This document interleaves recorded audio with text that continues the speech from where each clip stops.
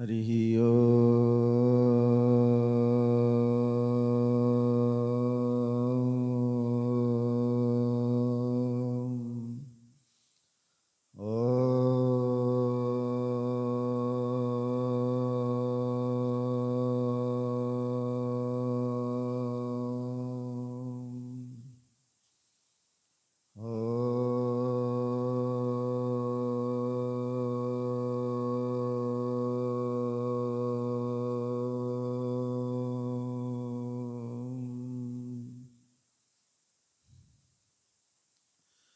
वन्दे देवौमापतिं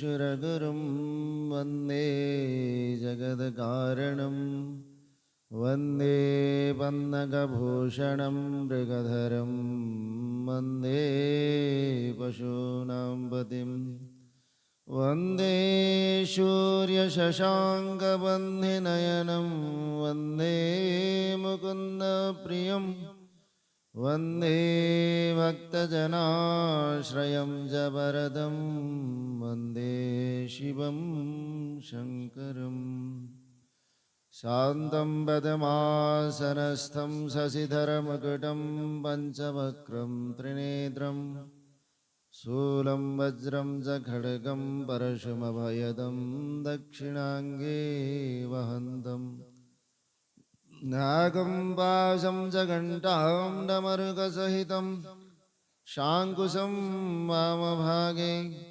नानालङ्कारदीप्तं स्फटिकमणिनिभं पार्वतीशं नमामि गङ्गातरङ्गरमणीयजटाकलापं गौरी निरन्तरविभूषितवामभागं नारायणप्रियमनङ्गमदापहारं वाराणसीं पुरपतिं भज विश्वनाथं चन्द्रोद्भासितशेखरे स्मरहरे गङ्गाधरे शङ्करे शर्पैर्भूषितकण्ठकर्णविवरे नेत्रोद्धवैश्वानरे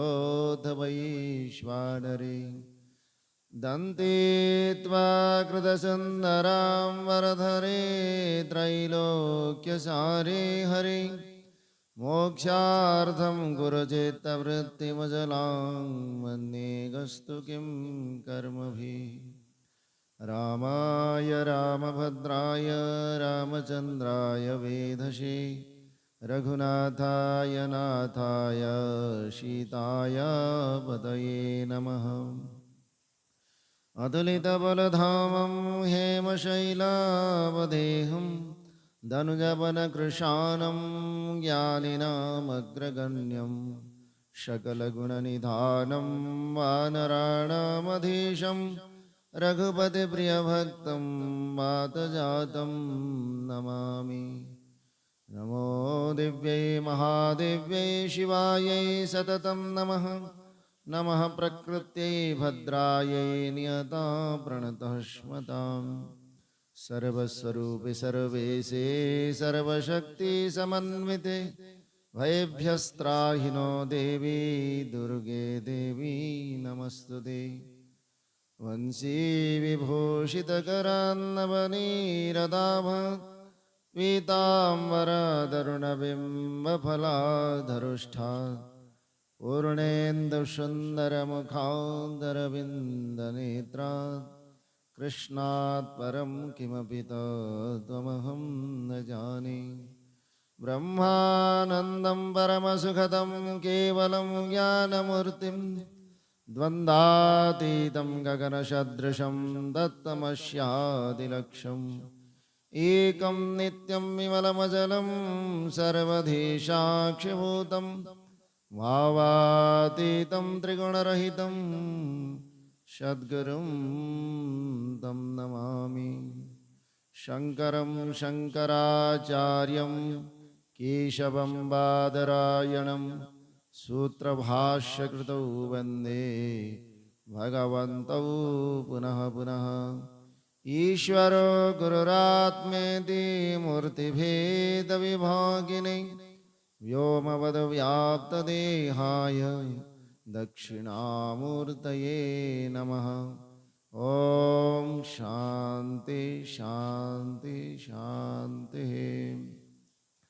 बोलो सच्चिदानंद भगवान की, सद्गुरुदेव भगवान की, वृंदावन बिहारी लाल की, श्यामति रामचंद्र भगवान की, पवन सुत हनुमान की, कैलाशपति श्री महादेव की, काशी विश्वनाथ भगवान की, श्री महाकालेश्वर भगवान की, श्री ओंकारेश्वर भगवान की, श्री पशुपतिनाथ भगवान की, श्री भूतेश्वर महादेव की, सब संत महापुरुषों की, सब भक्त महापुरुषों की, सत्य सनातन धर्म की।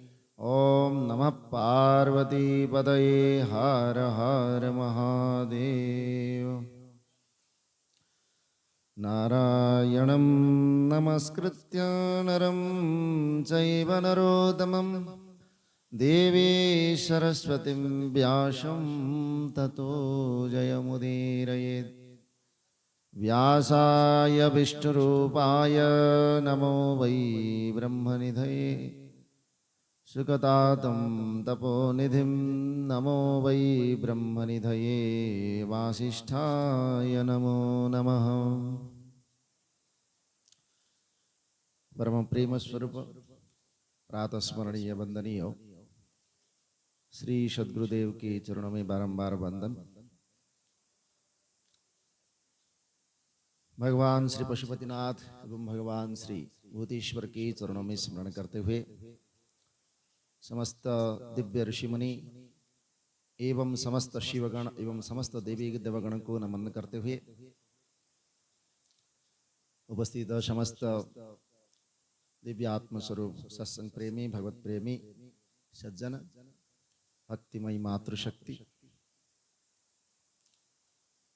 परम सौभाग्य है कि हम आज पुनः इस प्रकार भगवान की अशेष कृपा से इसी सत्संग को प्राप्त हुए और इसके माध्यम से आज थोड़ा विलंब हो गया क्योंकि इसमें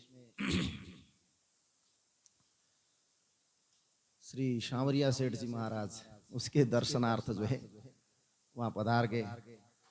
सेठ की जय। तो भगवान से हमने प्रार्थना की कि कम से कम हम सबका जीवन जो है कृतार्थ हो और हमारे इस प्रकार परिवार में घर में शांति समृद्धि हो और हम सबका कुछ ना कुछ जीवन में उन्नति हो और हम सब खुश रहे। इस प्रकार जीवन में जो कुछ हम करते हैं वो सबका हमारा कृतकर्म का हमको फल अवश्य मिले।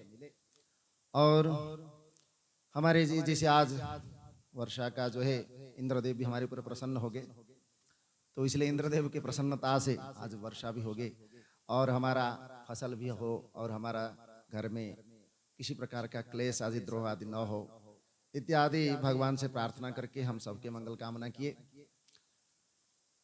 तो आज हम भगवान की उनकी करुणा से उनकी कृपा से ही वर्तमान हम सब श्रवण करने की इच्छा से उपस्थित होकर के इस प्रकार दिव्य अमृत कथा का हम श्रवण करेंगे, जिसमें आज एकादशी तिथि है। वैसे एकादशी तिथि को भगवान नारायण का तो विशेष दिन होता है, लक्ष्मी नारायण की पूजा विशेष रूप से होती है और आज अजा एकादशी है, इसलिए आज भगवान का एक उपेंद्र नाम है। वैसे इंद्र है, इंद्र का उनके उपेंद्र के रूप में जन्म होते। उपेंद्र किसका नाम पता है? वामन भगवान। तो वामन भगवान के अदिति के पुत्र के रूप में जन्म लेते कश्यप और अदिति के, और इंद्र भी अदिति के पुत्र है, तो इसलिए ये उनके भाई हुए, इसलिए इंद्र के भाई हुए उपेंद्र, इसलिए उनकी जो है आज पूजा विशेष रूप से की जाती है। इसलिए भगवान नारायण के वहां चले गए और आज बढ़िया दर्शन भी हुआ, तो मन कृतार्थ हुआ और जीवन भी अच्छा लगा। वैसे हमने कभी गए नहीं थे श्री शामरिया जी में, पहली बार हम जाके दर्शन किए, तो इसलिए इसमें मन बड़ा प्रसन्न है। तो उनकी विशेष कृपा है कि आज हम पुनः यहाँ पर उपस्थित होकर के आपके सामने इसके श्रवण कराएंगे। अब यहाँ कथा के जो प्रसंग है उसमें कल हमने इसका कथा का विचार किया था कि भगवान स्वयं अपने समाधि स्थिति में चले जाते हैं और देवी पार्वती उनकी सेवा में उपस्थित हो जाती है और उनकी सेवा में नित्य निरंतर सेवा करके फिर अपने घर में लौट जाती थी। और भगवान उस गंगा अवतरण मतलब जिसको हम आज गंगोत्री कहते हैं, उस गंगोत्री के स्थान पर तपस्या करने लगे थे। आज भी उसको तपोवन कहते हैं, तपोवन के नाम से प्रसिद्ध है वो। और उसमें फिर बीच में तारकासुर का प्रसंग आया, तो तारकासुर ने जब वो समस्त जगत में उत्पात मचाया तो उस समय जो है सब देवताओं ने हाहाकार करके ब्रह्मा जी के पास गए। ब्रह्मा जी ने किसी तरह भगवान शिव को, क्योंकि भगवान शिव की पुत्र से ही उस तारकासुर का विनाश होना था, इसलिए किसी तरह भगवान शिव को विवाह के लिए देवी पार्वती के साथ अगर उनको प्रसन्न किया जाए तो ये संभव हो सकता है। इसीलिए उन्होंने बिना कुछ विचार किए और अपने ही श्राप के कारण कामदेव का आह्वान किया और कामदेव ने जो है भगवान को जाकर के अपने कामवाण से व्यथित करने की चेष्टा की। और जिसके दृष्टापश्चात भगवान पहले तो मोहित हुए, परंतु बाद में उन्होंने सोचा कि इस प्रकार समाधि में रहते हुए, इस प्रकार ध्यान मग्न होते समय मेरे इस प्रकार कौन विघ्न डाल सकता है। तो बाद में जब देखे कि काम जो है कामदेव आकर के पास में खड़े हैं, तो उनको देख करके क्रोधित हुए और अपने तीसरे नेत्र को खोल दिए और उस अग्नि की ज्वाला से वो स्वयं ही भस्म हो गया। अब कामदेव भस्म होने पर रति देवी को बड़ा दुख हुई। दुख होने के बाद फिर उन्होंने बड़े विलाप करने लगे। तब सब देवताओं ने जाकर के फिर भगवान से प्रार्थना की, भगवान जो है फिर कामदेव को अनंग होने का, न अंग रहते हुए भी तुम जीवित रह सकते हो, इस प्रकार का वरदान करते हैं।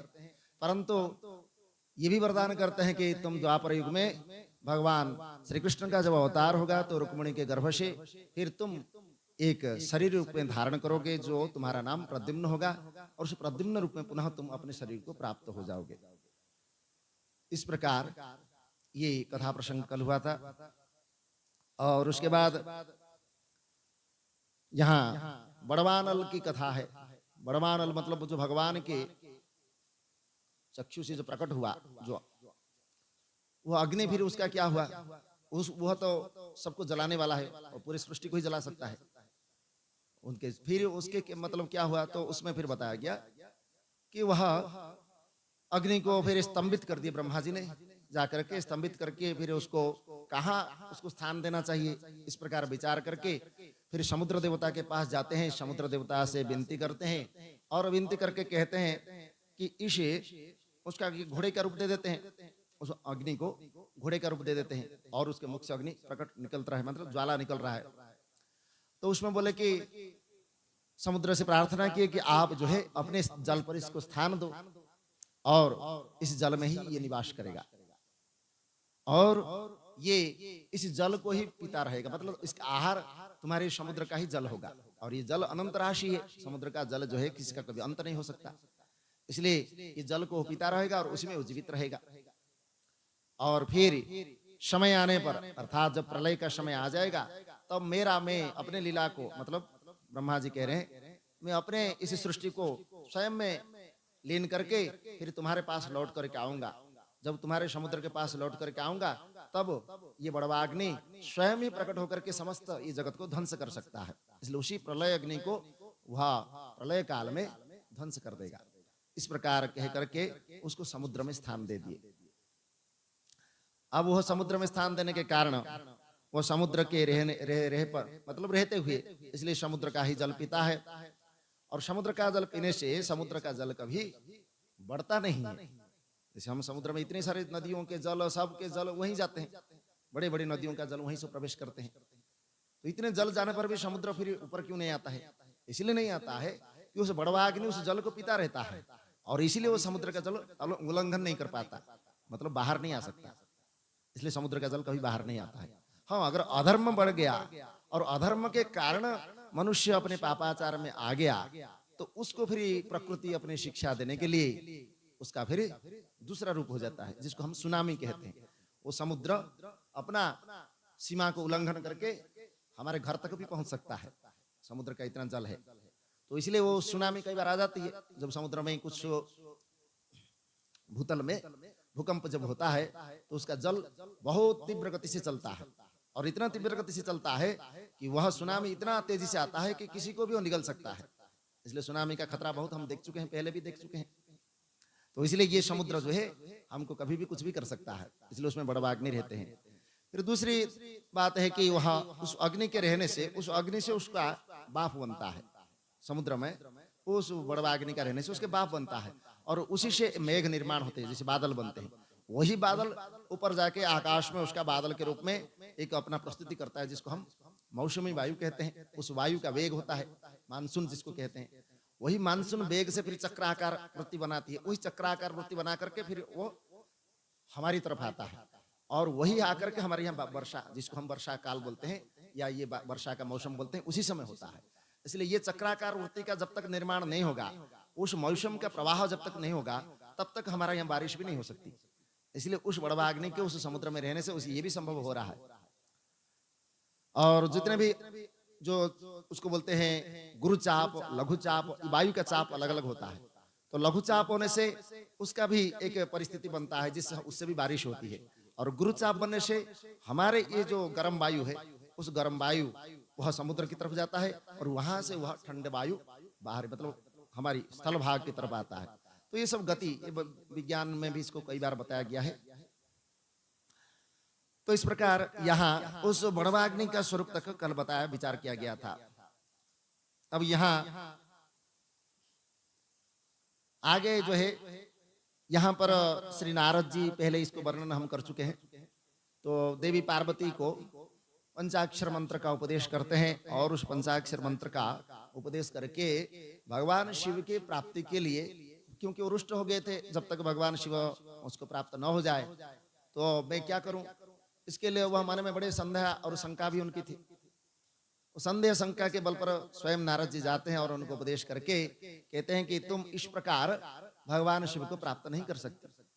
तुमको अगर शिव को प्राप्त करना है, तुमको अनेक प्रकार के तपस्या करनी पड़ेगी, और उस तपस्या के फल स्वरूप ही तुम उस परमेश्वर को प्राप्त कर सकते हो। तो इसलिए उन्होंने देवी पार्वती को उस पंचाक्षर मंत्र का उपदेश करके उनको तपस्या के लिए प्रेरित किया। तब यहाँ पर कहते हैं कि उस नारद जी के जाने पर प्रसन्नचित देवी पार्वती ने भगवान शिव की तपस्या से अपने मन बना लिया, और उसके बाद जया एवं विजया नाम की जो दो उनके सखी है, उन सखियों के साथ अपनी माता और पिता हिमालय से, माता मैना तथा हिमालय से तप करने की आज्ञा मांगी। क्योंकि कोई भी कन्या बिना आज्ञा से, मतलब माता पिता के बिना आज्ञा से अगर कुछ करती है तो उसको वह सफल नहीं हो सकती, मतलब उसको फलवती नहीं मानेगी। कोई भी कार्य, चाहे वो भौतिक, मतलब हमारे व्यवहारिक के रूप में हो, या हमारे आध्यात्मिक कोई भी साधना हो, तो कन्या का जो है उसका कर्तव्य है। हमारी कोई अगर घर में जैसे बेटी है तो उसका कर्तव्य है कि हम माता पिता का आज्ञा लेकर के ही किसी भी प्रकार के कार्य में अपना योगदान करें। तो इसलिए यहाँ देवी पार्वती जी ने यही शिक्षा दे रहे हैं कि पहले उन्होंने स्वयं तपस्या करने के लिए, वैसे तो सबका स्वतंत्र अधिकार है, फिर भी उन्होंने स्वयं आज्ञा मांगी कि किस प्रकार मुझे तपस्या करने की आज्ञा दे। अब दोनों साक्षी भी जाकर के कहते हैं कि ये आपकी पुत्री है जो आपको कुछ कहना चाह रही है। तो यह आपकी पुत्री अपने शरीर रूप तथा आपके कुल को सफल बनाना चाहती है, और वे शंकर जो स्वयं योगी स्वरूप है और स्वयं जो समस्त तीनों लोगों का स्वामी है, वे शंकर तपस्या से ही साध्य है, और दूसरे कोई उपाय से उनको दर्शन करने के लिए संभव नहीं है।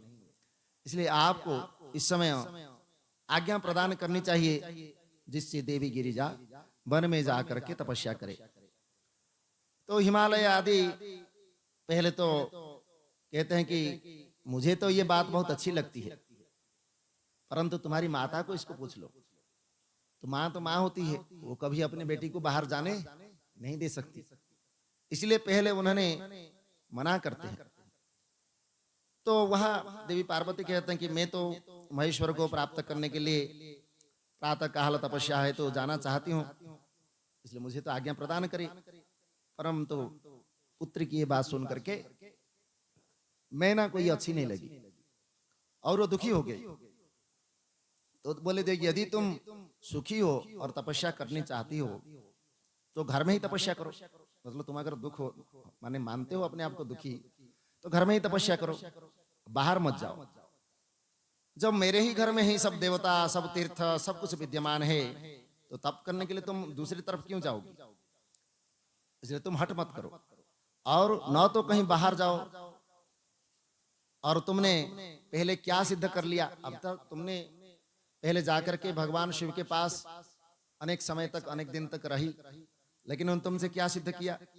तुम्हारा शरीर जो है अभी कोमल है, तपस्या के लिए तुम योग्य नहीं हो। ये तपस्या बहुत बड़ा कठिन कार्य है, इसलिए तुम बाहर नहीं जा सकते। स्त्रीणाम तपवनो गति न श्रुत्वा कामनार्थिनी तस्मात् त्वं पुत्रिमा कार्षी तपोर्थम गमनम प्रति। अपने मन कामनाओं के, अपने संकल्प की सिद्धि के लिए स्त्रियों के बन जाने की बात मैंने कभी सुनी ही नहीं। ऐसा कोई स्त्री तपस्या वन में जाकर के अकेली करे, ये तो मैंने सुना ही नहीं। इसलिए तपस्या करने के लिए वनगमन का विचार तुम छोड़ दो। इस प्रकार माता ने अनेक प्रकार के पुत्री को बन जाने के लिए मना किया, और वह फिर भी देवी पार्वती को उसमें तो शांति नहीं मिली, क्योंकि उन्होंने तो प्रण कर लिया और प्रतिज्ञा भी। तो इसलिए मैना ने बार बार तपस्या निमित्त बन जाने से उन्हें रोका। हेतुना तेन सोमेति नाम प्राप शिव तदा। उमा, इसलिए उनका उमा नाम पड़ गया, मतलब बाहर नहीं जाना। उस उमा इसी अर्थ को, इसलिए देवी पार्वती को उमा शब्द से कहा गया। इसलिए इसके बाद तपस्या की अनुमति न मिलने से वो दुखी हो गई और माता पिता को प्रसन्नता पूर्वक प्रणाम कर अपने दोनों शख्स जो है पहले तो दुखी हो गई, फिर बाद में उनको आज्ञा दे दिया गया। तो फिर स्मरण करके तपस्या करने के लिए वन की ओर चली गई। और हित्वा मन्यते वस्त्राणि विविधानि च, अनेक प्रकार के विचारों, प्रिय वस्तुओं तथा नाना प्रकार के, क्योंकि तपस्या करने से वैसे तो कोई ऐसा नहीं है कि हमने सब वहाँ खाने पीने के लिए, सब कुछ पहनने के लिए मिलेगा और हमको रहने के लिए सब सुविधा मिलेगा। तपस्या में तो इसका कोई महत्व ही नहीं। तो इसलिए वह क्या कर रहे तपस्या के लिए, और क्या त्याग करना चाहिए? बिना त्याग के यहाँ तो कुछ भी नहीं मिलता। पिता को त्याग करना पड़ता है, तभी वह एक पिता के पद पर आश्रित होता है, अर्थात अपने सुख को त्याग करने के कारण। माँ अपने सुख को त्याग करती है, इसलिए वह माँ पूज्य होती है। भाई अपने विषय को, अपने सुख को त्याग करके दूसरे को वह कर्तव्य निभाता है, इसलिए भाई भी हमारा पूज्य माना जाता है। जो है, बहन है, भाई है, माता है, पिता है, गुरु है, सबने अपने अपने कुछ ना कुछ कर्तव्य को समझ करके कुछ ना कुछ त्याग करते हैं। इसलिए उस त्याग के कारण ही हम उनको पूज्य मानते हैं व पूजा करते हैं। वैसे ही जो तपस्या करता है वह अपने विचार, प्रिय वस्तु, नाना प्रकार के वस्त्रों का परित्याग करके वह देवी पार्वती मौजी, मतलब मूंज का जो घास होता है, और मेखला, जिसको घास का ऐसी गोटे बनाया जाता है रस्सी जैसा, उस मेखला को बांध करके बलकल, जो पेड़ का बलकल होता है, उस बलकल को उन्होंने धारण किया। और सबको, जितने उन्होंने मूल्यवान हार आदि पहने थे, जो भी मूल्यवान चीज पहने थे, उन सब को उन्होंने उतार दिया और मृगचर्म धारण किया। उसके बाद तपस्या करने के लिए उस स्थान पर गए जहां पर भगवान पहले से ही अपने ध्यान में लीन है। तो वहां जाकर के अत्यंत कठिन तप का आचरण किया और फिर वह अत्यंत शिव विरह से व्याकुलित हो उठी। और उसी समय वे दुखी होकर के रोती हुई चिंता तथा शोक से युक्त होकर के विलाप करने लगी। इसके बाद देवी पार्वती धैर्य पूर्वक मोह का त्याग करके नित्य जो उन्होंने पहले तो कोई भी तपस्या या मंत्र जप या कुछ भी करने से उसमें दीक्षा प्राप्त करनी होती है। बिना दीक्षा के हम उस मंत्र का या उस अनुष्ठान का आचरण नहीं कर सकते और जिससे हम तपस्या का सफल पूर्वक प्राप्त कर सकते। तो उन्होंने पहले से दीक्षा प्राप्त कर लिए देवर्षि नारद जी से, और उसी दीक्षित होकर के ही उन्होंने इस प्रकार तप और अनुष्ठान का आचरण करने की चेष्टा किया। तो इसलिए वह श्रृंगी तीर्थ में, जो हिमालय में ही है, उस श्रृंगी तीर्थ में तपस्या करने के लिए गई और वहां पर उस देवी गौरी का तपस्या करना और वहां पर भगवान शंकर का भी तपस्या करने का स्थान होने के कारण आज उस स्थान को गौरी शंकर के नाम से प्रसिद्ध है। तो वह गौरी शंकर ऐसी वो स्थान का नाम पड़ा। और वहां पार्वती ने अपनी तपस्या की परीक्षा के लिए अनेक प्रकार के फल वृक्ष, पवित्र, सुंदर इत्यादि ने उन्होंने उस स्थान को उन्होंने निर्माण किया। और जो जिस स्थान पर हम अनुष्ठान करते हैं या उसका कुछ तपस्या करने के लिए वहां अपना निवास बनाना चाहते हैं, उस स्थान को पवित्र करना होता है। अब हम किसी भी स्थान पर जाकर के बैठ करके ऐसी तपस्या अनुष्ठान नहीं कर सकते या ऐसे जप नहीं कर सकते। एक स्थान का निर्धारित करते हैं और निर्धारित करने पर उस स्थान को पवित्र किया जाता है, भूमि शुद्धि की जाती है और उसमें वेदी का निर्माण किया जाता है जहां बैठ करके हम जीवन वहां अपना अनुष्ठान कर सके।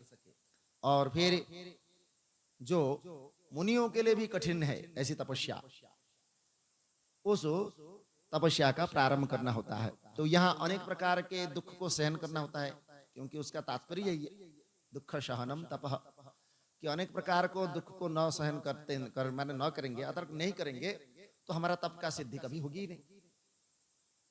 तो तपो कुर्या सर्व विज्ञातम प्रणीबतः, मतलब जब तक हम इस संसार में तप का आचरण नहीं करते हैं तब तक हमको ना ये भौतिक सिद्धि प्राप्ति हो सकती है, ना कोई और नैष्कर्म्य सिद्धि, कुछ भी प्राप्त नहीं हो सकता है। इसलिए यहाँ पर तप को कठिन एक हमारी परीक्षा और हमारे जीवन के एक अनुपम साधना के रूप में कहा गया है। ग्रीष्मो च परितो बन्नी प्रज्वलंतम दिवानिशम, ग्रीष्म काल में दिन रात, गर्मियों का दिन हो और दिन रात आप अग्नि जला करके उसमें बैठेंगे, क्या होगा? हालत खराब हो जाएगा। लेकिन तपो शक्ति में ये हो सकता है। तो पंचाग्नि हमारे आज भी कुछ महात्मा लोग है, तो मैं देखा हूं, वो धूप में ऐसे ऊपर धूप होता है और चारों तरफ आग जलाते हैं और आग जला कर उसमें बीच में बैठते हैं और बैठ करके उसमें कई घंटों तक ऐसे बैठे रहते हैं। हम तो ऐसे धूप में खड़े भी नहीं हो सकते, लेकिन धूप ऊपर हो रही है और आग जला करके उसमें बैठना कठोर तपस्या है। तो इसलिए इसको बोलते हैं पंचाग्नि। तो ये पंचाग्नि तापती हुई पहले देवी पार्वती ने पंचाक्षर मंत्र का जप करती है। फिर वर्षा ऋतु आती है जिसे वर्तमान समय में, तो वर्षा ऋतु में उस पत्थर की चट्टान के स्तंडिल पर अर्थात जो वेदी पर आसन लगा करके खुले आकाश के नीचे जल की धारा मतलब बारिश हो रही है और वहां बैठ करके वह अपना तपस्या में लीन है, अर्थात पंचाक्षर मंत्र का जप करती है। इस प्रकार पंचाक्षर मंत्र के जप में रत होकर के वह संपूर्ण मनोवांछित फल के जो दाता है भगवान शंकर का ध्यान करने लगी। और जैसे उस समय अवकाश भी मिलता है, तो उस अवकाश मिलने पर अपने द्वारा लगाए गए सुंदर फल वृक्षों को सखियों के साथ उनमें जल सिंचना, उसको थोड़ा सा पौधा को थोड़ा सा सुरक्षा देना इत्यादि, ये अतिथि सत्कार करना। तपस्या करना मतलब 24 घंटा खाली बैठे ही रहना ये नहीं है। उस अनुष्ठान का पूर्ण होने पर फिर दूसरे सत्कार्य में अपने आप को लगाना, मतलब कभी भी हमारे मन में किस प्रकार की अनिष्ट चिंतन, किस प्रकार की कोई अन्याय पूर्वक अनीति पूर्वक आचरण या किसी प्रकार के हमारे जीवन में किसी को दुख देने की चेष्टा इत्यादि न हो। तो ये अगर हमारे जीवन में आ जाए तो फिर हम उस तपस्या में सफल हो गए ऐसा समझना चाहिए। मतलब ये सब बुरी कार्यों को दूर करके सत्कार्य में अगर हमारा प्रवृत्ति हो जाए तो समझ लो हमारा तपस्या सफल हुआ। तो ये कह रहे हैं कि बातश्चैव तथा शीत वृष्टिश्च। अब ये तो वर्षा ऋतु में उन्होंने इस प्रकार किए, सब वृक्षों को सिंचन करके फिर अपने उन हरे भरे पूरी जगह को उन्होंने बना दिए। उसके बाद वह जब वो शीत वृष्टि मतलब आंधी होती है, आंधी आती है तो भी उनको कोई कुछ विचलित नहीं कर सकती है। सर्दी अनेक प्रकार के होते हैं, और वर्षा असह्य धूप बिना कष्ट समझे, उसको कष्ट न मान करके उसको सहन करती थी। इस प्रकार अनेक प्रकार के दुख आए परंतु उन्होंने कुछ भी परवाह नहीं की। इसलिए अनेक प्रकार के तपस्या करते करते करते करते उस देवी शिवा ने जो मतलब पहले तो पानी पी करके, फिर वायु पी करके, फिर पत्ते खा करके उन्होंने इस प्रकार तपस्या की। अंत में उस पत्ते को भी छोड़ दिया। पत्ते खाना भी जब छोड़ दिया तब समस्त देवताओं ने उनका नाम रख दिया अपर्णा। मतलब जो पर्ण, पर्ण मतलब पत्ता, जो पत्ते को भी खाना छोड़ दिया उसको कहते हैं अपर्णा। इसलिए देवी पार्वती जी का नाम एक अपर्णा भी नाम है। तो इस प्रकार ये भगवान शिव का ध्यान करके एक पैर पर खड़ी होकर के पंचाक्षर मंत्र का जप करती हुई कठोर तपस्या करने लगी। जटाजुट धारण करते हुए भगवान शिव के चिंतन में लगी हुई। इस प्रकार लोके वेदे च गिरीशो मुनिर्भगीयते सदा शंकर सही सर्वज्ञ सर्वात्मा सर्वदर्शन। तो यहाँ देवी पार्वती कठोर तपस्या करने के बाद कहती है कि क्या आप तपस्या में संलग्न हुई मुझे नहीं जानते कि मैं तपस्या कर रही हूं? जो कि मुझे तपस्या में लीन हुई इतने वर्ष हो गए, फिर भी आपने मेरी सुधि ही नहीं ली। कितने वर्ष हो गए? कम से कम 3000 वर्ष इस प्रकार उन्होंने उस तपोवन में अपना तपस्या किया देवी पार्वती जी ने। और भगवान ने कितने किए? 60,000 वर्ष तक वहां पर भगवान ने अपने तपस्या कर रहे हैं। तो इतने देर तो तपस्या करना, ये तो हमारे लिए तो 60 वर्ष क्या 60 दिन ही हम नहीं कर सकते थे। तो ये तो बहुत दूर की बात है। तो इसलिए ऐसे मतलब हम सोचते हैं कि भगवान मुझे प्राप्त हो जाए, भगवान मुझे मेरे ऊपर कुछ कृपा वर्षा कर दे, भगवान कैसे होगा? देवी पार्वती जी ने इतने 3000 वर्ष तक तपस्या करके भी उनके ऊपर कृपा वर्षा नहीं हुई, तो हमारे एक दिन में कैसे कृपा वर्षा हो सकता है? लेकिन भगवान ये भी वचन देते हैं कि इस कलयुग में अगर मनुष्य एक दिन भी अगर वह एकाग्रचित्त से मेरी भजन करे तो मैं उसको कृपा वर्षा अवश्य कर सकता हूँ। बोलो शंकर भगवान की।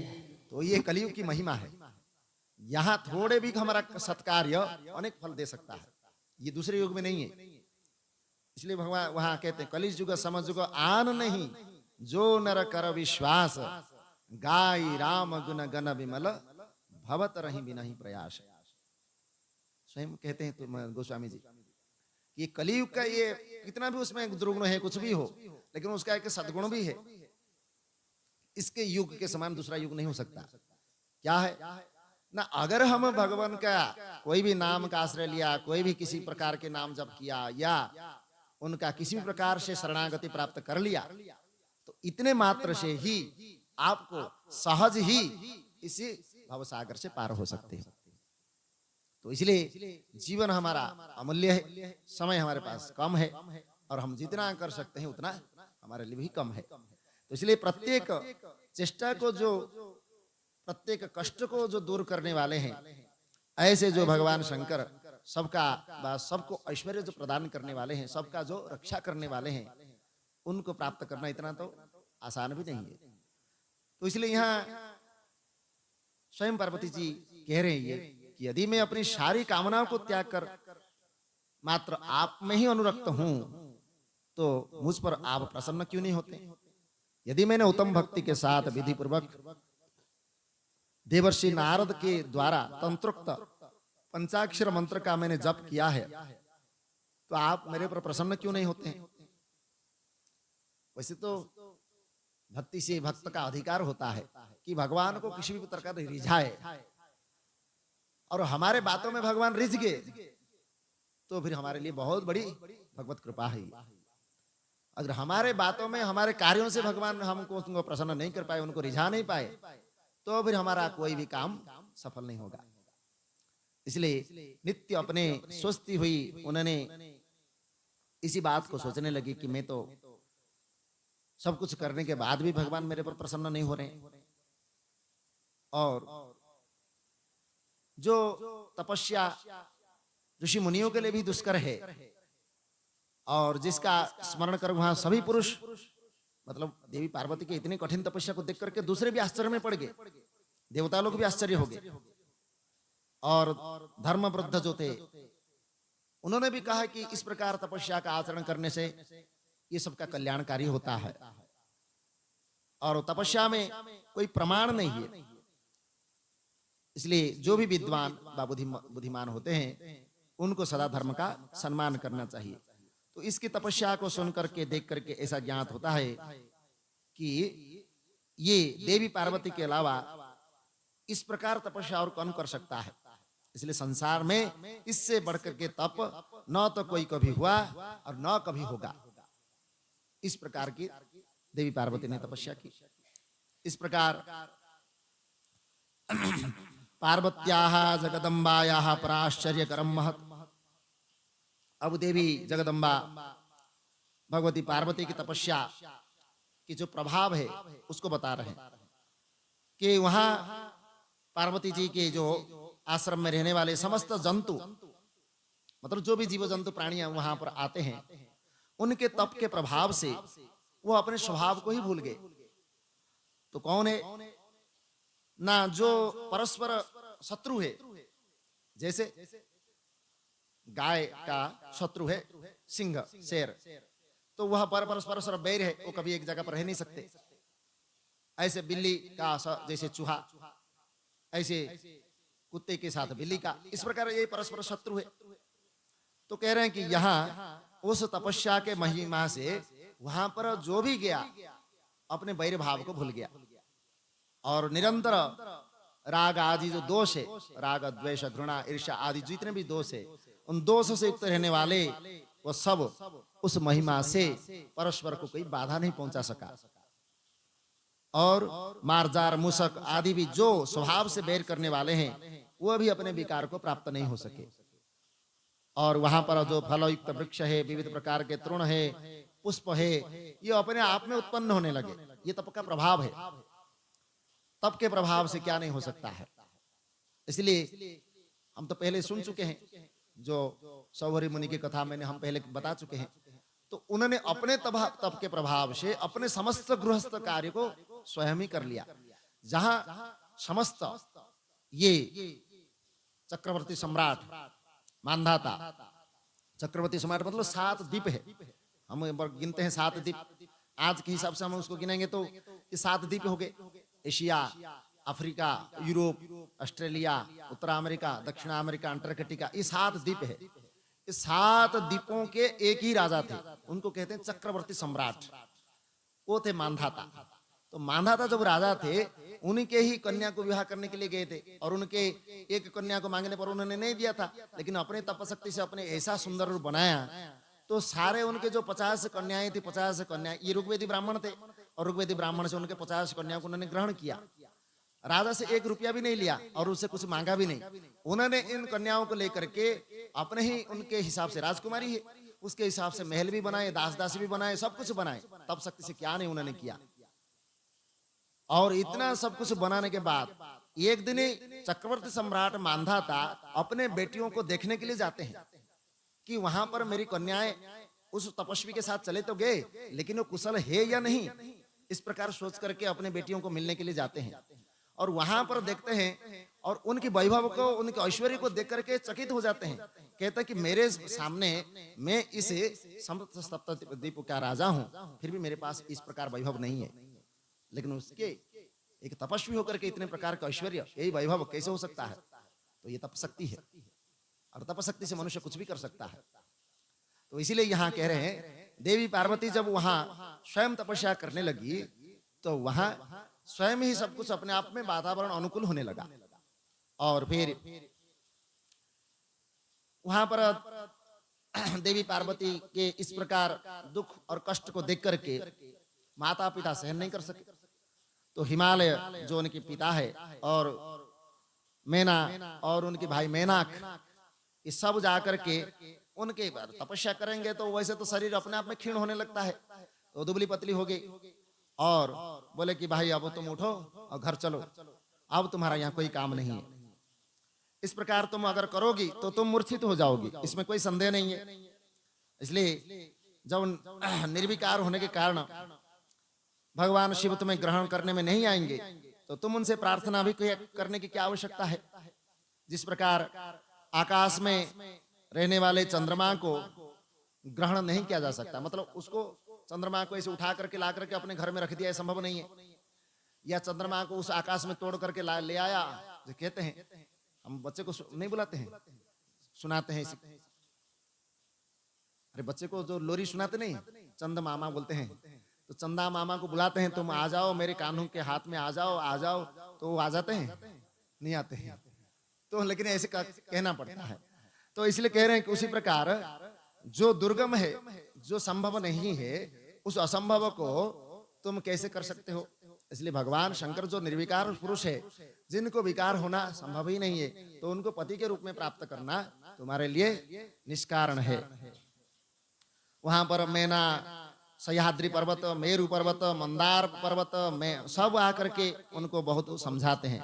क्रौंच पर्वत, ये सब जितने पर्वत है, पर्वतराज, ये सब आकर के उनको सुनाते हैं। इस प्रकार देवी पार्वती फिर अपने बुद्धिमत्ता पूर्ण उत्तर देते हैं कि अधुना भी प्रतिज्ञा च शृणुष्व मम बांधवाः, हे मेरे बांधव, जो माता पिता आदि जो भी आए हैं उनको कह रहे हैं, मैंने जो बात पहले कही थी क्या आप उसको भूल गए।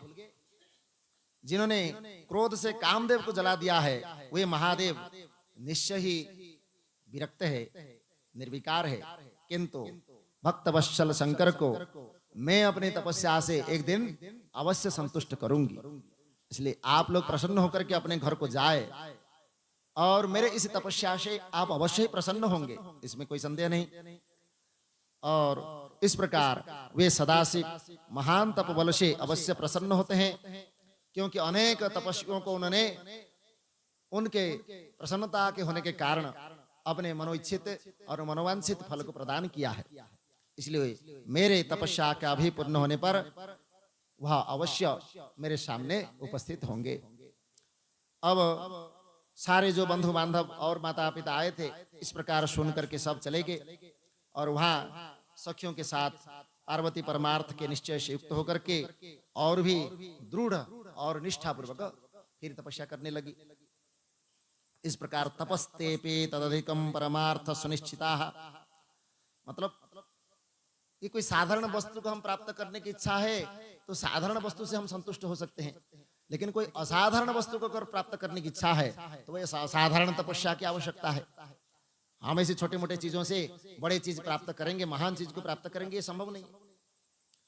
अब जैसे हमारी महात्मा लोग कहते हैं, कई लोग आते हैं कहते हैं कि महाराज जी हमको तो बस कुछ नहीं चाहिए, हमको तो बस संसार से मन उब गया है, अब हमारा मन लग ही नहीं रहा है, अब हमको तो बस किसी तरह भगवत प्राप्ति हो जाए और भगवान का हमको किसी तरह दर्शन हो जाए, यही हमारी सबसे बड़ी बात है। तो बोले अभी देखो भाई, तुम अगर ऐसा करना चाहते हो, महात्मा के पास गए, उन्होंने बताया अगर ऐसा तुम भगवत प्राप्ति ही करना चाहते हो तो एक काम करो, तुम आज यहाँ पर तुमको कुछ नहीं मिलेगा, मतलब खाना पीना कुछ नहीं मिलेगा, बस पानी पी करके अपना आज का दिन तुम किसी तरह व्यतीत करो, तब फिर कल तुमको बताएंगे कि तुमको क्या करना है।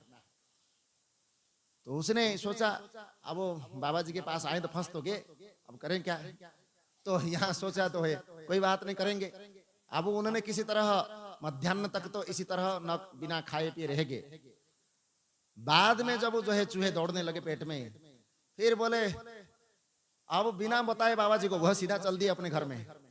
तो ऐसे होता है साधना। तो ऐसे कई बार जो है करना तो हम बहुत कुछ चाहते हैं लेकिन कर नहीं सकते। इसलिए ये तपस्या के विषय में हम जब सुनते हैं बहुत सुंदर लगता है। क्यों? क्योंकि विषय ही सुंदर है, हमारे जीवन को बहुत सुंदर बना देता है। हमारे जो है जीवन की समस्त मनोरथ, समस्त जीवन की जो हम चाहते हैं अपने जीवन में प्राप्त करना, सब कुछ प्राप्त करा सकता है। इसलिए बहुत सुंदर है। अब आगे देवता कहते हैं कि ये समस्त चराचर जगत संपूर्ण आपने ही निर्माण किया है, किंतु इस समय यह सारी सृष्टि क्यों चल रही है, इसका कारण ज्ञात नहीं हो पा रहा है। तो वहां उग्र जब तपस्या करते हैं तो उस तपस्या का शक्ति इतना होता है कि समस्त तीनों लोगों को वह उसकी ज्वाला, उसकी जो प्रकाश है फैल जाता है। तो इतना वह उग्र तपस्या देवी पार्वती ने करने लगे कि इसकी ज्वाला से समस्त देवलोक, समस्त मनुष्य लोग सब कुछ दग्ध होने लगे। तब यहाँ देवताओं को ब्रह्मा जी कहते हैं कि तुम लोग जाकर के, क्योंकि ऐसा अगर देवी पार्वती उग्र तपस्या करने लगी तो ये संपूर्ण विश्व जल जाएगा, तो तुम भगवान नारायण को लेकर के जाकर के वहां पर भगवान शंकर की इस प्रकार शरण में जाना चाहिए। महादेवम प्रार्थयामो गिरिजा प्राणतायतम पाणी ग्रहणार्थ मधुनाम लोकानाम स्वस्थये मरा। हम लोग भगवान के समीप जाकर के भगवान शिव जी के द्वारा पार्वती का पानी ग्रहण करने पर ही इस लोगों का कल्याण होगा। इसलिए स्वयं सदाशिव पार्वती की वर प्रदान करने के लिए, मतलब स्वयं आकर के देवी पार्वती को प्रसन्न होकर के वर प्रदान करे, तो ऐसा उपाय हमको कुछ करना पड़ेगा। इसलिए हम लोग सब उसी स्थान पर चलेंगे जहां पर भगवान स्वयं अपने उग्र तपस्या में लीन है। तो ये सब भगवान नारायण की बात सुन करके समस्त देवतागण जाकर के वहां पर पहले तो डर तो था ही, क्योंकि पहले से ही उन्होंने कामदेव को जला चुके हैं, इसलिए सारे देवता तो भयभीत हो ही रहे। इसलिए महाभयंकर क्रोधी कालाग्नि के समान प्रभाव वाले तथा विरूपाक्ष, विरूपाक्ष भी भगवान का नाम है। विरूपाक्ष क्यों नाम पड़ा उनका? तीन आंख वाले हैं, इसलिए उनका नाम विरूपाक्ष है। महाप्रभु के पास मतलब और कोई देवी देवता और कोई ऐसे मनुष्य का किसी का ऐसी तीन आंख नहीं है, लेकिन भगवान का ही त्रिनेत्र है। और उस त्रिनेत्र में वो आंख ऐसा नहीं कि वो बड़ा भयंकर है, भयंकर भी नहीं, वो इतना सुंदर भी है कि इस आंख के मतलब ज्योति, मतलब भगवान के जो भगवान शंकर के, वैसे तो हम जो फोटो में देखते हैं, जो इसमें देखते हैं, जैसे हम फोटो में ये देखते हैं भगवान शंकर के स्वरूप है, इसको तो कल्पना करके चित्रित किया गया है। ये असली रूप है ऐसा मत सोचो कि हमने जो फोटो में देख रहे हैं यही भगवान का असली रूप, ऐसा मत सोचो। उनका तो इतना तेज है कि उसको हम सहन ही नहीं कर सकते। इसलिए भगवान अगर हमारे सामने प्रकट हो जाए और उनका तेज इतना है कि हम उसको सहन नहीं कर सकते, तो भगवान की तो उनको देखना तो दूर की बात है। तो इसलिए आप ऐसा मत समझो कि भगवान कोई छोटे मोटे चीज है कि हमारे बात को हम जैसे बोलेंगे वैसा जो कर देंगे, वो हमारी इच्छा के अनुसार वो चलेंगे। हाँ, हमारे पास अगर ऐसा शक्ति हो, भगवान को भी हम कुछ उनको प्रसन्न कर सकते हैं, तो वो कुछ संभव हो सकता है। तो इसलिए यहाँ कह रहे हैं कि देवतागण भी वहां पर भयभीत होने लगे कि इस प्रकार भगवान को देख करके उनका भयंकर रूप न आ जाए, क्रोधाग्नि स्वरूप। तो ऐसे तो भगवान स्वयं करुणा सागर है, इसलिए को वहां कर्पूर गौरम करुणावतारम कहते हैं। तो साक्षात करुणा के स्वरूप है। अगर वह किसी के ऊपर उनका दृष्टि पड़ गया तो उसका तो समझो बेड़ा पार हो गया। तो ऐसे ही जो करुणावतार स्वरूप है उनको तो भयभीत होना नहीं चाहिए, लेकिन उनके क्रोधाग्नि स्वरूप को एक बार जो देख लिया तो फिर वो भयभीत होना ही था। तो इसलिए देवता लोग भी डरने लगे। अब शंभुम शुभंकरम मत्वा शरणम तस्य सुप्रभो, आप भगवान नारायण कहते कि आप सब बुद्धिमान हो, इसलिए भगवान शंभु, शंभु मतलब उसका अर्थ ही कल्याणकारी, तो वह कल्याणकारी मान करके उनके पास अवश्य जाना चाहिए। और मैं भी आपके साथ चलूंगा। और वह शिव, शिवम पुराणम पुरुषम यदीशम, वो शिव कोई साधारण तो है नहीं, पुराण पुरुष। पुराण पुरुष को किसको कहते हैं? पुराण पुरुष को किसको कहते हैं? पुराण पुरुष माने जो समय के साथ परिवर्तन हो जाए और समय के साथ बदल जाए, उसको कहते हैं अर्वाचीन। मतलब कुछ ना कुछ उसका रूप बदलता रहता है, लेकिन जिसका रूप कभी बदले ही नहीं, जो जिस रूप में है और उसी रूप में हम उसको प्राप्त करना है और उसी रूप में ही दर्शन कर रहे हैं, उनको कहते हैं पुराण पुरुष। तो ऐसे जो पुराण पुरुष है, और कहते हैं पुरुषम पुराणम यदिशम वरेण्य रूपम, वो सबके अधीश्वर है, मतलब देव देव महादेव बोलते हैं उनको, समस्त देवताओं के और समस्त काल के महाकाल है। तो इसीलिए वो सबके अधीश्वर है और सबके श्रेष्ठ है। श्रेष्ठ मतलब ऐसा नहीं है कि उनके पास जा करके कोई शत्रु के रूप में हो, कोई मित्र के रूप में हो, किसी भी रूप में हो। ऐसे जैसे कोई राक्षस होते हैं, असुर जो होते हैं, वो तो कुछ ना कुछ दूसरे को कष्ट पहुंचाने की इच्छा से तपस्या करते हैं। अब जैसे वो भस्मासुर ही था। अब भस्मासुर ने वर मांगने के बाद स्वयं भगवान प्रसन्न होकर उसको वर भी दे दिए कि मैं जिसके ऊपर हाथ रखूं और वह भस्म हो जाए। लेकिन वह उन्हीं के ऊपर ही जाकर के परीक्षा करने की चेष्टा की। फिर भी भगवान उसके ऊपर रुष्ट नहीं होते हैं कि मैं अब तुम्हारे जो वर को वापस कर दूंगा, तुमको वर को ले लूंगा, अब तुम कुछ नहीं कर सकते, ऐसा नहीं कहते हैं। और अपने लीला ही करते हुए स्वयं ही वह उससे दूर होता है, अर्थात उससे दूर भागते हैं।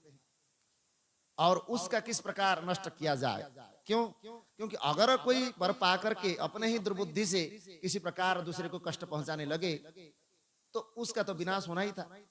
यद्वा यद्वै कर्मः तदपि शैव वर्मः, मतलब जो जैसा कर्म का अभियान करता है, मतलब उसको रचना करता है, उस कर्म में वो स्वयं ही फंसता है। इसलिए हम अगर दूसरे को कष्ट देने की, अनिष्ट करने की और दूसरे को कुछ पराजय करने की सोच रहे हैं तो हमको भी इस प्रकार एक दिन कष्ट और अनिष्ट और पराजय का स्वीकार करना ही पड़ेगा। इसलिए आप ऐसा मत समझो कि हम आज दूसरे को कुछ सुना दिया, उसको दो बात सुना दिया तो मैं बहुत बड़ा बन गया, ऐसा नहीं है। हमको भी कभी कभी उस बात को सुननी पड़ेगी। तो ये कर्म का नियम है।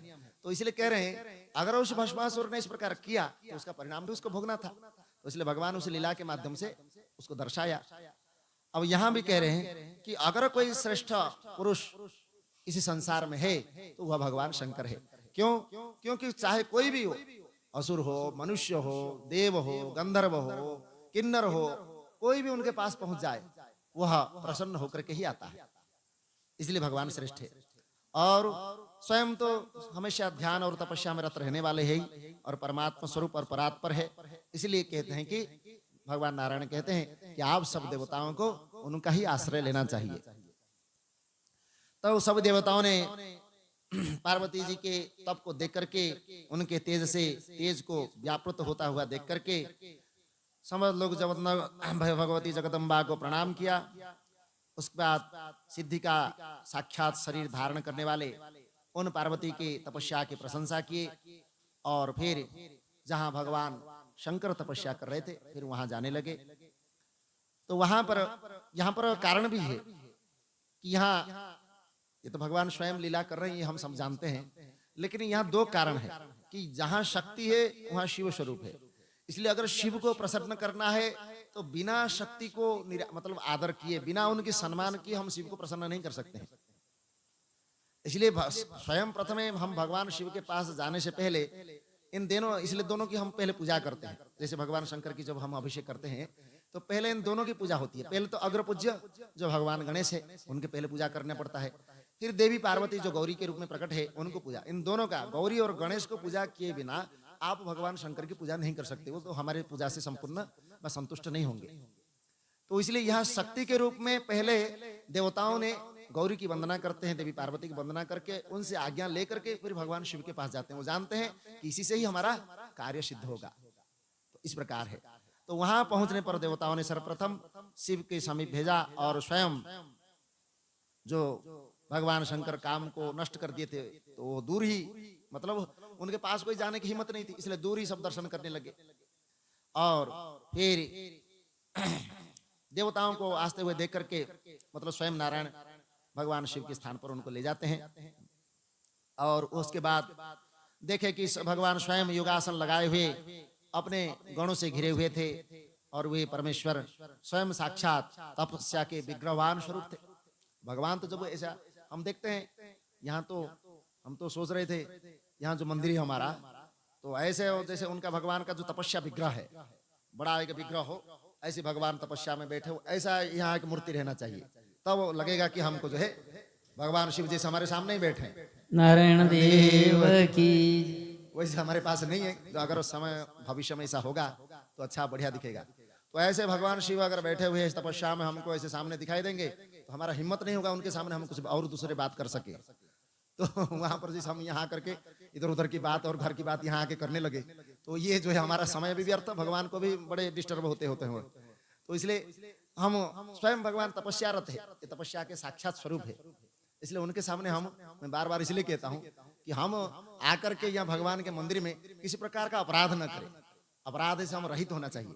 इसलिए भगवान के सामने आकर के वही विनती करें, वही प्रार्थना करें जो हमारे मन में है, हमारे हृदय में है। हम उनको सामने बैठे हैं, उनको वही बात सुनाएं। इधर उधर की बात तो हम बाहर भी कर सकते हैं, यहाँ मंदिर में बैठ कर करने की आवश्यकता नहीं है। इसलिए इसका हमेशा ध्यान रखें, ये अपराध है। और अपराध जो भगवान के सामने करेंगे तो उसका क्षमा कौन करेगा? फिर आप तो क्षमा भी नहीं मांगते हैं। तो इसलिए जीवन में कुछ कुछ हमारे जीवन में अगर हम भगवान की आराधना करना चाहते हैं तो कुछ छोटी छोटी बात पर अवश्य ध्यान रखना चाहिए। तो वहां देवताओं ने तो पहुंच गए और भगवान नारायण भी वहां पहुंच गए और साक्षात जो तपस्या के विग्रह स्वरूप थे उनको सब नमन करने लगे। और सब देव अब यहाँ प्रसन्न होकर के भगवान के सामने प्रार्थना करते हैं। नमो रुद्राय देवाय मदनान्तकराय च स्तुत्याय भूरिभासाय त्रिनेत्राय नमो नमः। शिपिविष्टाय भीमाय भीमाक्षाय नमो नमः। महादेवाय प्रभवे त्रिविष्टपतये नमः। तो यहाँ कहते हैं कि आप तो मदानंतकराय, आप कामदेव को नष्ट करने वाले हैं। साक्षात रुद्र, रुद्र मतलब इसको पहले भी बताया था, रुद्र शब्द का अर्थ क्या है। अब तो समय नहीं है, नहीं तो उसका अर्थ फिर कभी बताएंगे आपको। तो वे बोलते साक्षात रुद्र देवता को नमस्कार है और स्तुति के योग्य अत्यंत तेजस्वी और जो त्रिनेत्रधारी है उनको नमस्कार है। सिपिविष्ट भगवान का ही नाम है। सिपिविष्ट मतलब, सिपिविष्ट मतलब क्या है? विष्ट, विष्ट मतलब संतुष्ट। शिपि शीघ्र, शीघ्र ही हमारे ऊपर जो संतुष्ट होने वाले हैं और शीघ्र ही जो वर प्रदान करने वाले हैं। और जो भी हो उनके सामने चाहे शत्रु भी हो, शत्रु के ऊपर भी जो स्वयं ही प्रसन्न शीघ्र हो जाते हैं, ऐसे शिपिविष्ट। और भीम, भीम मतलब जो विशाल काय, भयानक जिसका स्वरूप है। और भीमाक्ष मतलब उनका आंख भी जो है जिसके लिए भयंकर हो सकता है। ऐसे महादेव स्वर्गाधिपति को नमस्कार है इत्यादि अनेक प्रकार के स्तुति करते हैं। ताम बिना का समर्थोस्ति दुखनाशो महेश्वर, हे प्रभु आप तो हमारी रक्षा करो, आपके बिना, आपके अतिरिक्त कौन ऐसा इस संसार में है जो हमारे दुख को दूर कर सकता है। फिर नंदिकेश्वर यहाँ पर जवाब देते हैं, उसका प्रश्न का उत्तर देते हैं। विष्णादय सुरागण सिद्ध मुनि विष्णु आदि जो देवगण है उस तारकासुर के नाम के दैत्य से पराजित तिरस्कृत होकर के आपकी शरण में आए हैं और आपके दर्शन की इच्छा रखते हैं। ये नंदीश्वर ने भगवान को जाकर के सुना रहे हैं। तो वैसे इसलिए हम भगवान जो नंदी के कान में बोलना पड़ता है कि हम अगर उनको कुछ बता देंगे तो भगवान को जाके सुनाएंगे। वैसे सारी देवतागण तो आ चुके हैं लेकिन भगवान उनकी बात को नहीं सुन रहे, लेकिन नंदी जाकर के भगवान को सुना रहे हैं। तो इसलिए कह रहे हैं कि दीन बंधुर विशेषेण तमुक्त भक्तवत्सल, हे शरणागत इन देवताओं और मुनियों की रक्षा करे। आप विशेष रूप से दीन बंधु नाम से प्रसिद्ध है, इसलिए इन दीन और भक्तों की भक्तवत्सल है, इसलिए इनकी रक्षा करे। अब भगवान समाधि से उपरत होते हैं, मतलब नंदी के इस प्रकार वचन कहने पर भगवान फिर वह तपस्या से विरत होते हैं और होकर के फिर देवताओं से कहते हैं, कामद्वीयम समयाता समितत्तम, आप सभी देवी देव सुरेश्वर मेरे पास किस लिए आए हैं, आप शीघ्र बताइए।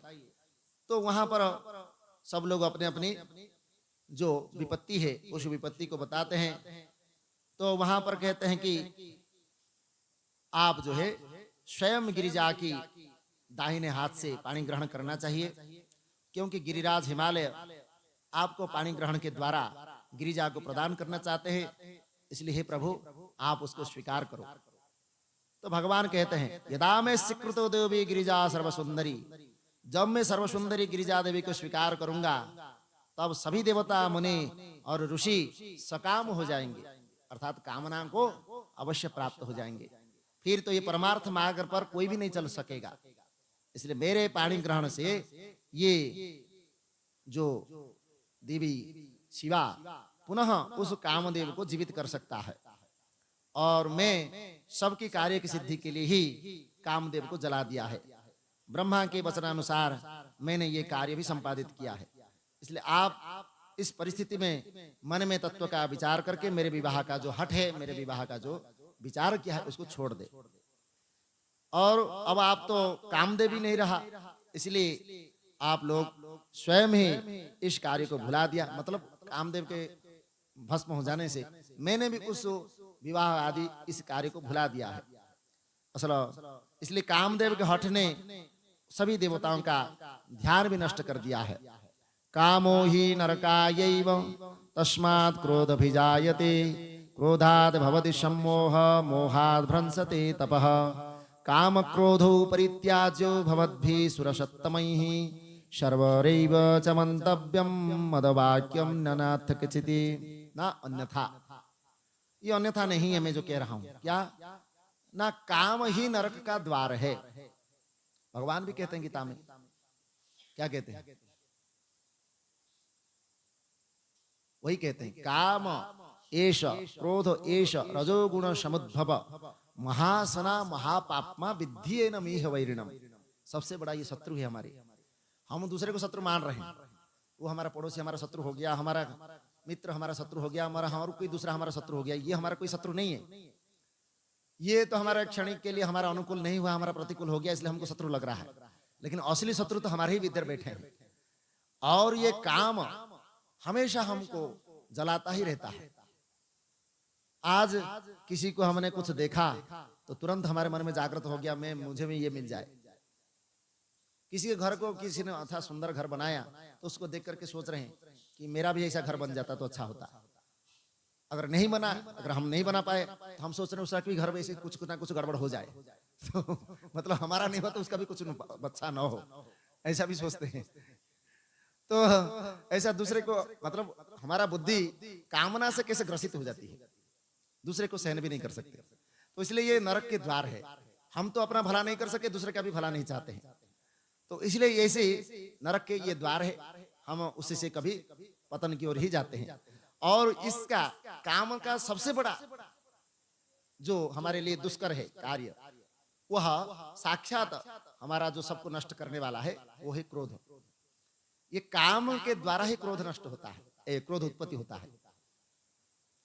जैसे भगवान स्वयं कहते हैं कामात् भवति वहाँ ध्यायतो विषयान् पश्य संगस्तेषु उपजायते संगात् संजायते काम कामात् क्रोध भिजायते। ये काम से ही क्रोध। अब इससे हमने कुछ ने इच्छा किया, कुछ भी हो, छोटे मोटे कोई भी चीज हो, इच्छा किया। अब इच्छा का अनुसार हमारा वो नहीं मिला, कि हमको प्राप्त नहीं हुआ, कि हमारी इच्छा में कोई बाधा अगर डाल दिया तो हम तो तुरंत क्रोधित हो ही जाते हैं। हमने इच्छा किया था कि आज हमको कुछ अच्छे मीठा कोई रसगुल्ला खाने को मिल जाए, लेकिन हमको सामने रसगुल्ला है लेकिन फिर भी हमको कोई नहीं दिया, क्या हमको नहीं पूछा, कि हमारे अनुसार हमको जितना खाना चाहिए था उतना नहीं मिला, तो हम दुखी हो जाते हैं। और कई बार किसी ने बोल दिया भाई तुमको मिला है, तो तुरंत हम उसके ऊपर क्रोधित हैं। जब दिया ही नहीं, क्या पूछ रहा है, तो तुरंत उसके ऊपर क्रोधित हो जाते हैं। तो ये सामान्य बात है। तो इसलिए कहते हैं कि छोटी छोटी बात पर भी हम इस प्रकार दुखी और क्रोधित हो जाते हैं। तो इसलिए ये सब हमारे जीवन को बहुत ही मतलब इतस्ततः स्थिर नहीं होने देते, अशांत अस्थिर, और हमारे चित्त विभ्रांत हो जाता है, जिसके कारण हम अनेक प्रकार के जो कार्य करना नहीं चाहिए उस कार्य को करते हैं, और जिस कर्म के स्वरूप हमको नरक का द्वार देखना पड़ता है। इसीलिए कहते हैं इस क्रोध से फिर क्या उत्पन्न होता है, मोह। तो यहाँ सम्मोह, क्रोधात् भवति सम्मोह, वहां लिखा गया। मोह क्या है? अब मोह क्या है बताओ। अब चलो ठीक है, संसार में हमने जन्म लिया है, भगवान ने हमको जो दिया है वो ठीक है, हमको मिल गया, अच्छा है, संतुष्ट होना चाहिए। और उसी से हमको एक बार कोई चीज मिल गया, और मिलने के बाद उस चीज को हमको अच्छा लगा। अब अच्छा लगा तो ठीक है, और वो हमारे पास जब तक है तब तक उसका आनंद लेना चाहिए। लेकिन उसका अभाव हो जाने से या वो दूर हो जाने से इसके बिना मैं जी नहीं सकता, इसके बिना मैं रह नहीं सकता, इस प्रकार की जो भाव है इसको कहते हैं मोह। सद्गुरु महाराज की जय। तो हमारे पास भगवान ने, हमारे पास संतान नहीं था, संतान दे दिया। और संतान देने के बाद उस संतान को हमने पालन पोषण किया, उसको बड़ा किया। अब वो संतान हमारे अनुकूल भी हो सकता है, हमारे प्रतिकूल भी हो सकता है, कुछ भी हो सकता है। और उस संतान का अगर हमारे से वियोग हो गया तो हमारा हालत बहुत खराब हो जाता है। और हम कहते हैं कि अब जीना क्या है, तो बेकार है। क्योंकि उस पुत्र के प्रति, उस संतान के प्रति हमारा मोह था।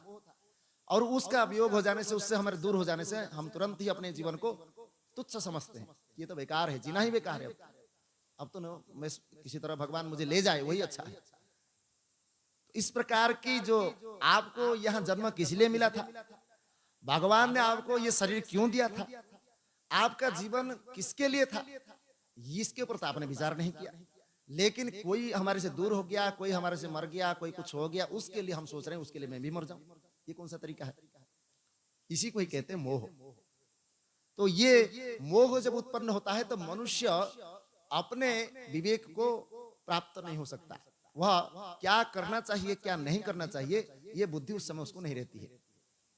यदि सम्मोहा स्मृति विभ्रंश, हमारी स्मृति शक्ति नष्ट हो जाती है। अब हमारे पास कितने भी कोई उपदेश कर दे, कोई कितने भी ज्ञान दे दे, वो ज्ञान हमारे दिमाग में आएगा ही नहीं। मोह का ऐसा स्वरूप है।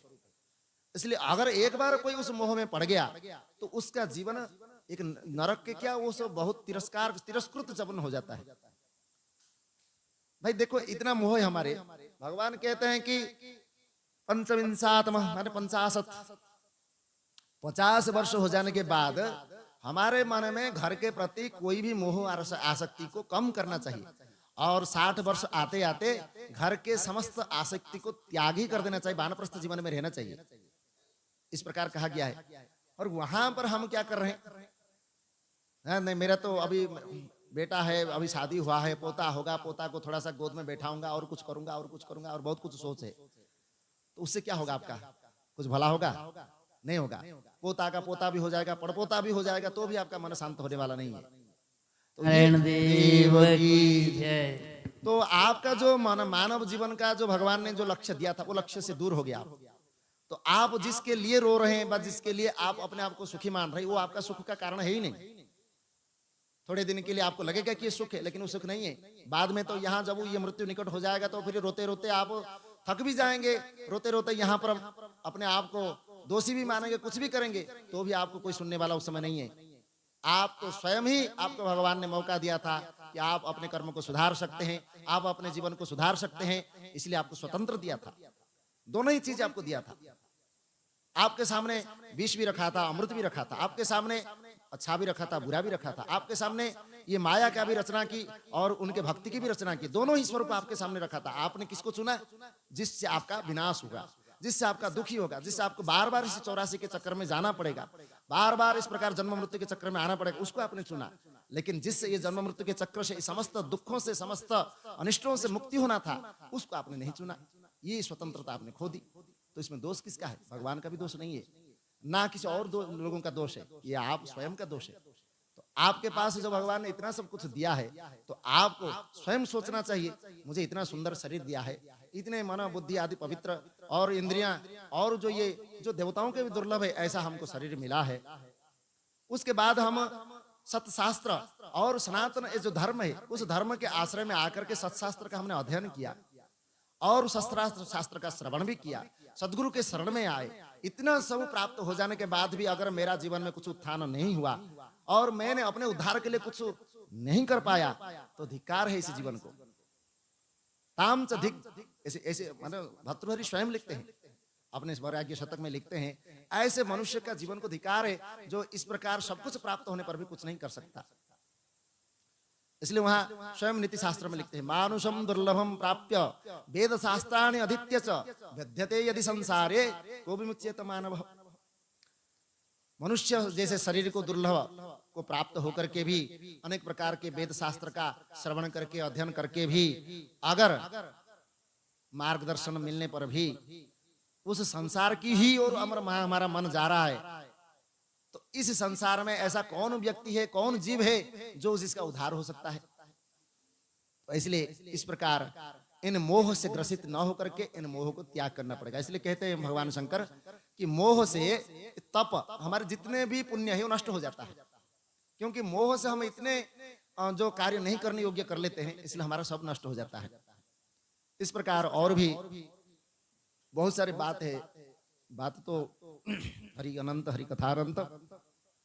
फिर भी हमारे यहाँ इतना तो समझना है कि काम, हमारे वहां पर भगवान कहते हैं, गीता में कहते हैं, नरकस्य त्रिविधम इदम द्वारम नाशनम आत्मनः काम क्रोधस तथा लोभ तस्माद् एतत्त्रयम् त्यजेत्, कि ये तीन जो है हमेशा नरक के द्वार है और ये किसी को नहीं छोड़ा है, सबको नरक के मुख में लेकर के ले गया है। कौन है वो? न काम क्रोधस तथा लोभ। ये काम क्रोध लोभ है, ये जो मनुष्य को एक बार प्राप्त हो गया और जिस मनुष्य में घर कर गया उसका तो नरकगामी होना सुनिश्चित है। तो इसलिए इन तीनों को अवश्य त्याग करना चाहिए। बोलो सच्चिदानंद भगवान की जय। तो आज तो समय हो चुका है, तो समय थोड़ा सा देरी से शुरू किए, समय हो गया, तो फिर इसका और भी विश्लेषण हम करेंगे और विचार हम आगे की जो कथा है उसको श्रवण करेंगे। परमात्मा की अशेष कृपा है कि वह आज के इस विशेष दिवस के ऊपर, एकादशी दिवस है आज और ये पुण्य दिवस है इसका, तो पुण्य दिवस के ऊपर हम जो है भगवान के इस प्रकार कथा का श्रवण किए, उनकी लीला का श्रवण किए। इसलिए हम सबका जीवन में सद्बुद्धि हो, सत्प्रकार और सत्कार्य में हमारा मन लगे और हमारे जीवन में उत्थान हो और दिनों दिन हमारा समृद्धि और जीवन को हम स्वस्थ बनाए रखे। इस प्रकार की प्रार्थना से आज की उनके चरणों में ये समस्त बस बाग पुष्पों को अर्पित करते हैं और उनको चरण में नमन बार बार वंदन करते हैं। बोलो सच्चिदानंद भगवान की जय। तो यहाँ पर हम भगवान का थोड़ा नाम लेंगे, फिर उसका आगे आरती करेंगे।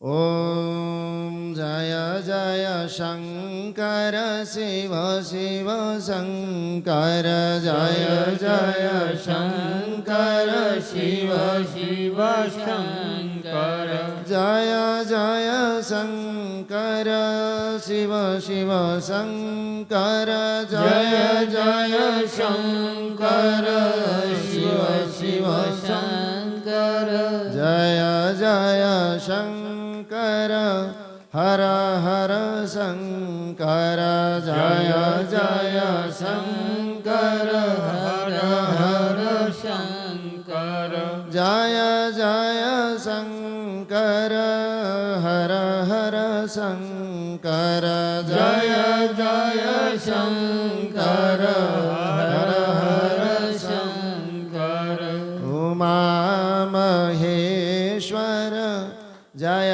जय शंकर, उमा महेश्वर जय जय शंकर, जय गंगाधर शिव शिव शंकर, जय गंगाधर शिव शिव शंकर, उमा महेश्वर जय जय शंकर, उमा महेश्वर जय जय शंकर, ओम शिव शिव शंकर हर हर शंकर, शिव शिव शंकर हर हर शंकर, जय जय शंकर जय शिव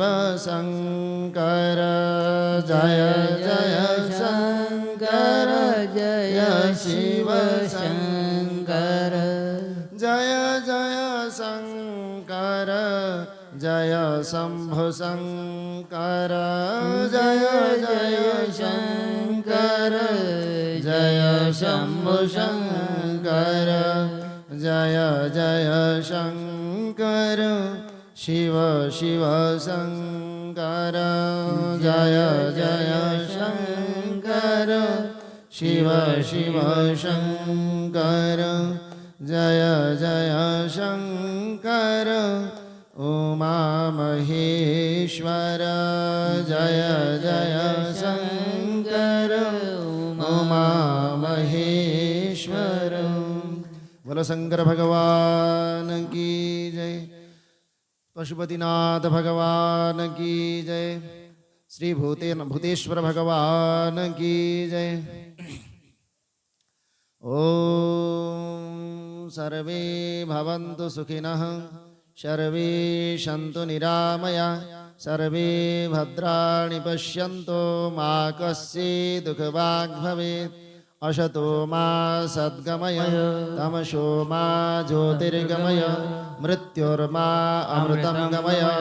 ओम पूर्णमदः पूर्णमिदं पूर्णात् पूर्णमुदच्यते, पूर्णस्य पूर्णमादाय पूर्णमेवावशिष्यते। ओम शांति शांति शांति।